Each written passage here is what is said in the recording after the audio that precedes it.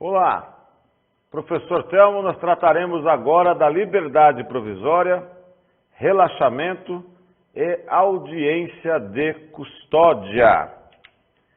Neste bloco 1, eu vou falar sobre o regime jurídico das prisões no Brasil, prisões processuais, flagrante delito e o pacote anticrime, flagrante forjado e provocado. Depois nós trataremos da liberdade provisória com ou sem fiança, dos crimes inafiançáveis, o valor da fiança, o objeto da fiança, o que é quebra de fiança, restituição da fiança. Depois nós falaremos do relaxamento da prisão em flagrante e, por fim, encerraremos este bloco da liberdade provisória com a audiência de custódia. Prisão e liberdade, ou seja, o regime jurídico das prisões no Brasil. E isso vem previsto, obviamente, na nossa Constituição, lá nos incisos 61, 62 e 63. Ninguém será preso, senão em flagrante delito ou por ordem escrita e fundamentada de autoridade judiciária competente, salvo nos casos de transgressão militar ou crime propriamente militar definidos em lei. A prisão de qualquer pessoa e o local onde se encontre serão comunicados imediatamente ao juiz competente e à família do preso ou à pessoa por ele indicada. O preso será informado de seus direitos, entre os quais o de permanecer calado, sendo-lhe assegurada a assistência da família e de advogado. Ainda seguindo no 64, 65, 66, o preso tem direito à identificação dos responsáveis por sua prisão ou por seu interrogatório policial. A prisão ilegal será imediatamente relaxada pela autoridade judiciária. Ninguém será levado à prisão ou nela mantido quando a lei admitir a liberdade provisória com ou sem fiança.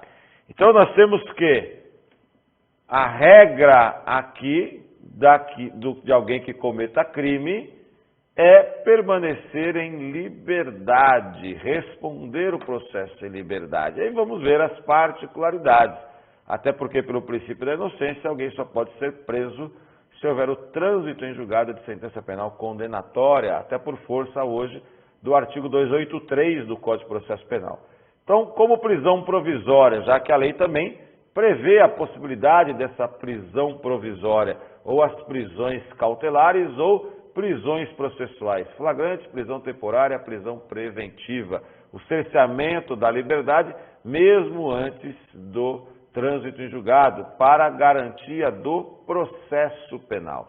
Então, também chamada de prisão processual, a prisão provisória, ou prisão cautelar, se destaca no processo penal brasileiro por ser uma forma de isolar o agente da sociedade antes mesmo de ser condenado ao trânsito em julgado.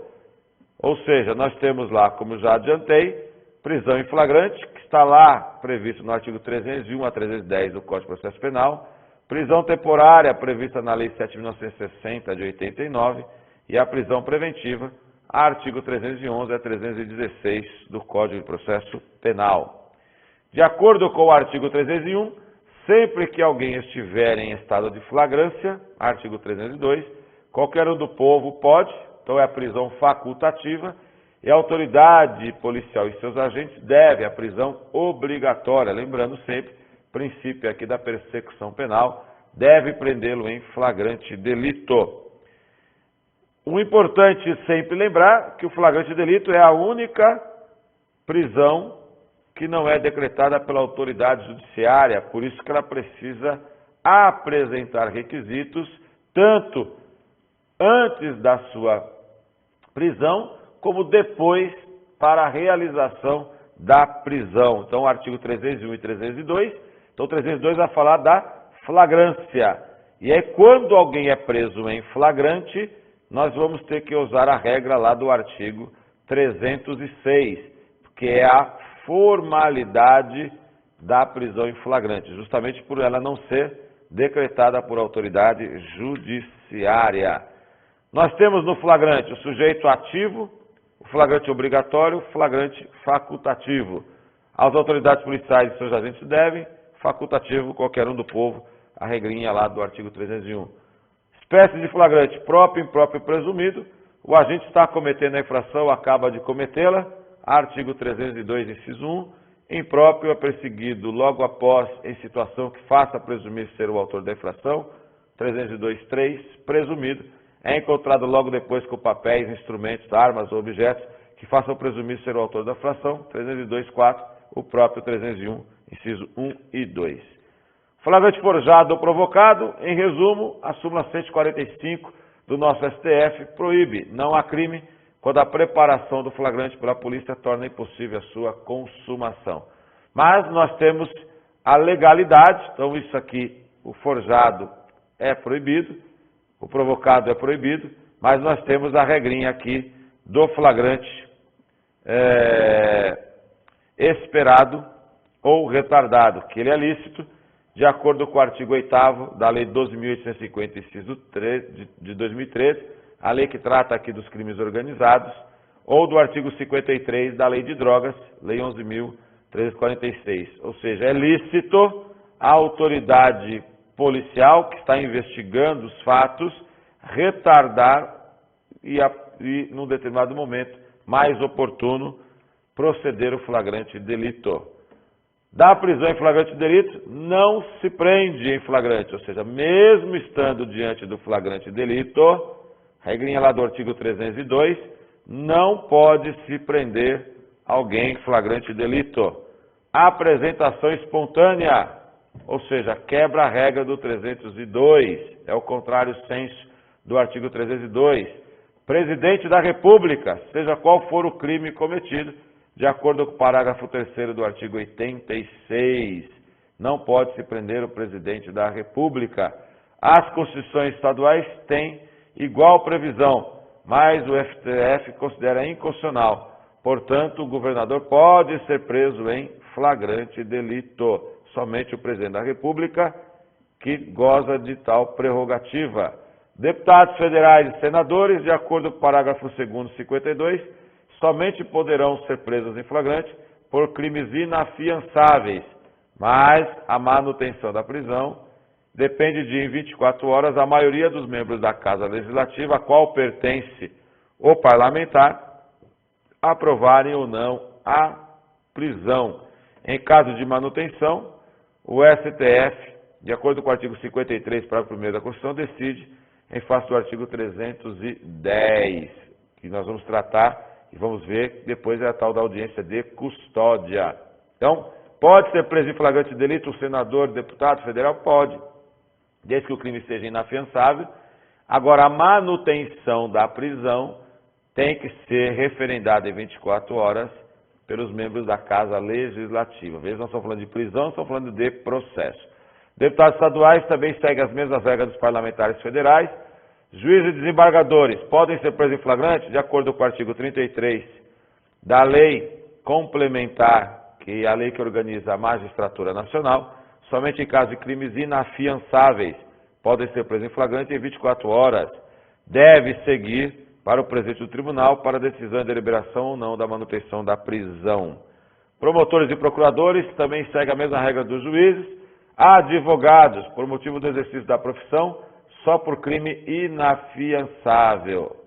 Pode ser preso e ter o direito de representante da OAB com o mesmo. Veja, apenas para os crimes por motivo do exercício da profissão. Outro crime, o advogado não tem nenhum tipo de prerrogativa. Diplomatas estrangeiros e os cônsuls, de acordo com a Convenção de Viena, não pode haver prisão preventiva, exceto crime grave. Diplomata, nenhum tipo de prisão, independentemente do crime. Menor, como sabemos, não comete crime, então menor é apreendido, no caso de flagrante delito, é aquele que tem entre 12 e 18 anos. Até 11 anos é feita apenas a advertência, não pode ser preso em flagrante delito. Eleitor, de acordo com o artigo 236 do Código Eleitoral, não pode ser preso 5 dias que antecedem as eleições, até 48 horas do encerramento da votação, salvo flagrante delito ou sentença condenatória por crime inafiançável. Os membros das mesas receptoras, idem, seguem as mesmas regras lá do eleitor, e candidato não pode ser preso 15 dias que antecedem as eleições, só poderá ser preso em flagrante delito. Nos demais casos, todos os crimes admitem a prisão em flagrante. No entanto, há algumas particularidades. Ação privada e condicionada admite a prisão, mas o auto de prisão em flagrante de delito só irá se iniciar se houver representação.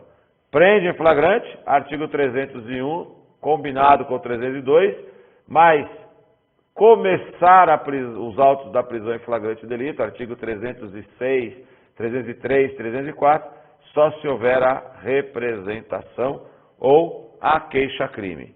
Homicídio e lesão corporal culposa na condição de veículo automotor, lá o artigo 301 do CTB, não será imposta a prisão em flagrante se o condutor prestar o imediato socorro. Então, prestou imediato socorro, se tratando de crime na condição de veículo automotor, no caso de homicídio ou lesão corporal culposa, somente será preso em flagrante se não prestar o imediato socorro. A Lei 9.099 tem lá o seu princípio da descarcerização, que, previsto no parágrafo único do artigo 69, não se põe em flagrante delito quando o autor se compromete a acompanhar o agente ou se compromete a comparecer posteriormente em juízo, quando assim intimado, nas infrações de menor potencial ofensivo. Crimes permanentes, uma particularidade, de acordo com o artigo 303, cabe auto de prisão em flagrante. Crime permanente é aquele que sabemos, a conduta se protrai no tempo. Crime continuado também se admite o flagrante delito, mas neste caso apenas para uma conduta só, já que o crime continuado nós sabemos que é aquela ficção jurídica, a segunda, a terceira, a quarta conduta derivam da primeira conduta. Então, para a última apenas será admitido o flagrante delito. Crime habitual, alguns autores entendem que não, o professor Torinho Filho, o professor Vitor Eduardo Rios, entende que sim. Então, precisa entender o caso prático. Então, na realidade, se o crime habitual cabe ou não cabe flagrante delito. Muito obrigado e vamos para o próximo bloco.